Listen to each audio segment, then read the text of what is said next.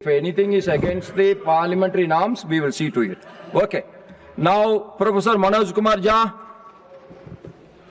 Thank you, Honorable Chairman sir. Thank you so very much. आज सातवीं बार राष्ट्रपति महोदया के अभिभाषण पे बोलने को खड़ा हुआ हूं। सातवां मौका है और दो राष्ट्रपति देखे इस कार्यकाल में और 3 उपराष्ट्रपति देख लिए इसी कार्यकाल में। तो मैं जानता हूं कि महामहिम की स्क्रिप्ट की क्या पृष्ठभूमि है। I'm aware of it. I'm aware of the tradition. But what worries me as a citizen, that why can't we sit down and change these kind of traditions? महामहिम जब घर से निकलती होंगी उड़ीसा, झारखंड, बिहार, सड़कों से, उन्हें बहुत कुछ दिखता होगा जो अभिभाषण का हिस्सा नहीं है।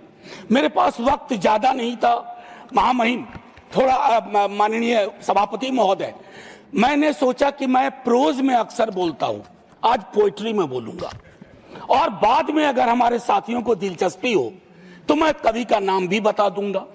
बहरहाल मैं इसलिए कह रहा था कि जब वो निकलती होंगी महामहिम तो आय की असमानता के दर्शन होते होंगे।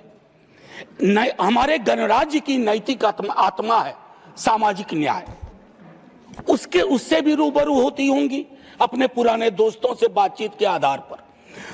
माननीय सभापति महोदय, 28 ऑफ जनवरी ये एड्रेस हुआ, 29 ऑफ जनवरी को 2 चीज हुई है और मैं सभी सदस्यों का ध्यान आकृष्ट करना चाहता हूं, उसके बाद मैं कविता के अंश पे आऊंगा।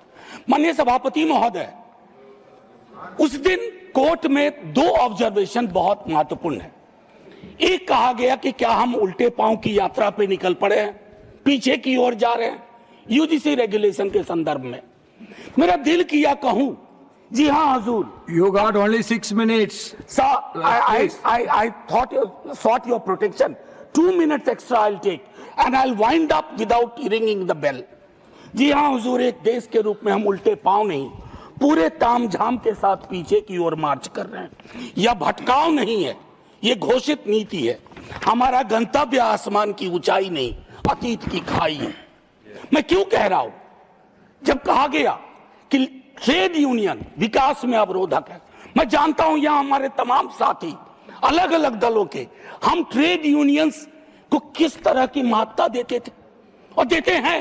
फैक्ट्रीज एक्ट नहीं होता, एम्प्लॉयज स्टेट इंश्योरेंस एक्ट नहीं होता, मैटरनिटी बेनिफिट एक्ट नहीं होता और तमाम चीजें नहीं होती। और सर, उल्टे पांव की यात्रा का एक आलम है कि आज से नहीं, जब पहली बार मैंने सदन में कहा था कि मेरे घर आएंगे कभी मौका लगे माननीय सभापति महोदय, मैंने 4 तस्वीर लगा रखी है एंट्रेंस पे।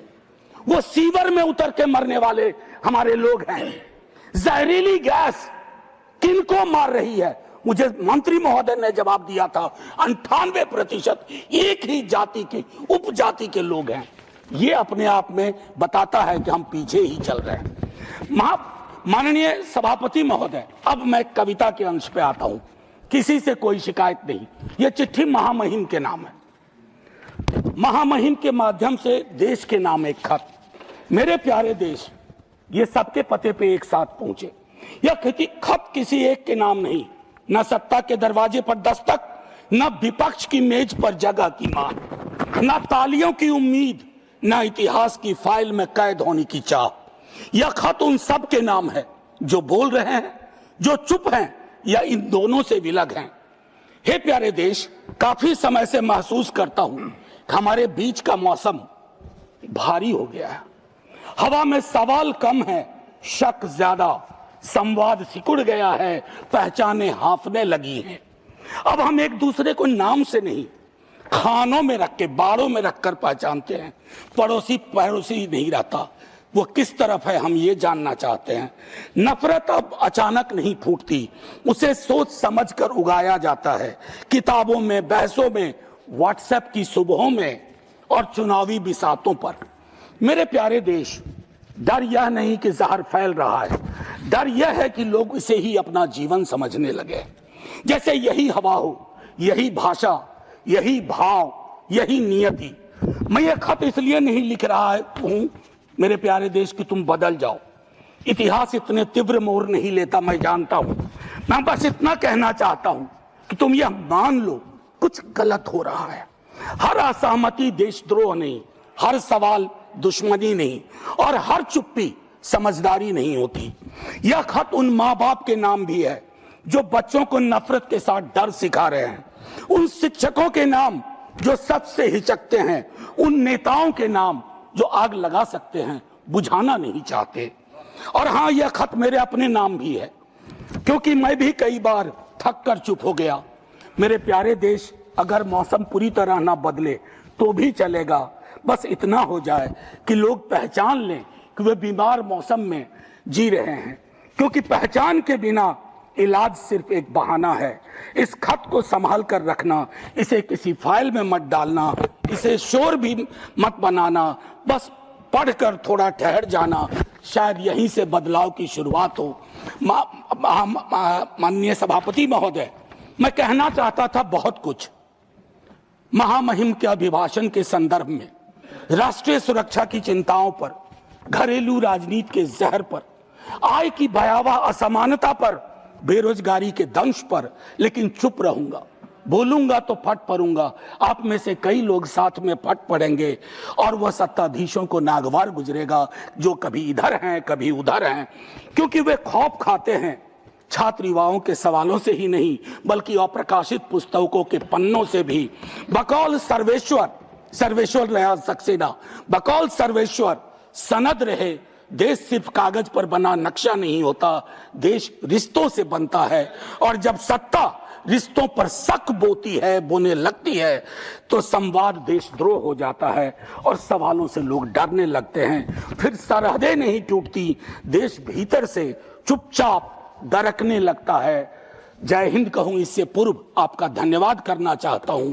मैं चाहता हूं कि हमारी इस पूरी रवायत को, इस पूरी परंपरा को मैं जानबूझ करके इसको संदर्भ में रखना चाहता था कि हमारे संवाद के भी तरीके बहुत बदल गए हैं।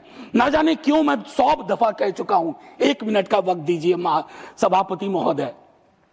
ना जाने मैं क्यों एक सांसद के रूप में महसूस करता हूं कि हम एक दूसरे से दुश्मनी की जुबान में क्यों बात करते हैं। अगर इधर से कोई कुछ बोले तो क्या जरूरी है कि उधर से उस तरह का शोर मचाया जाए जिसके बगैर भी संसद में बात की जा सकती है। मैं पढ़ता हूं, मैंने 52 की संसद के बारे में पढ़ा, 57 पढ़ा।